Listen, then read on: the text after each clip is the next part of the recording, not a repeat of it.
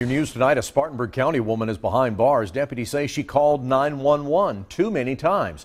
Lorraine Spalding has been charged with unlawful use of 911. 7 News reporter Katie Solt spent the day with dispatchers. She's joining us live in the studio tonight. So Katie, just how many times did this person call 911? Well, Tom, according to an incident report, Spalding has called 911 54 times since the start of this year. But officials at the communications center say she isn't the only frequent caller they deal with. And the more false calls they have to handle, the more it ties up their resources.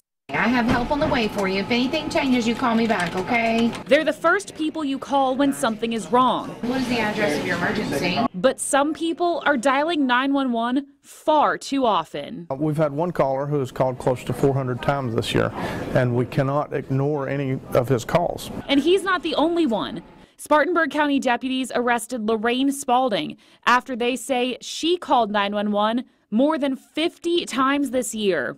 Deputies say they've warned her to only call dispatch if there's an emergency. But they say she still keeps calling. 10-4, so go ahead and cancel. For dispatchers like Courtney Puckett, seeing the repeat callers can be a headache. It can be kind of frustrating just because especially if they don't have a real emergency, we still have to pretend like they do or act like they do.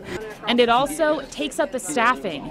Flynn says when fully staffed, the center has 13 people ready to take calls. So even one false caller backs up the system. It could be somebody who's calling in and they're talking for a couple of minutes to you. It could be somebody that calls in and just says one thing and hangs up the phone. On the response side, if we send police, fire, and ambulance out to an event where they're not needed, they're tied up there instead of going somewhere else. And while they still take every phone call and treat it like an emergency, dispatchers don't want to see any more repeat callers end up behind bars.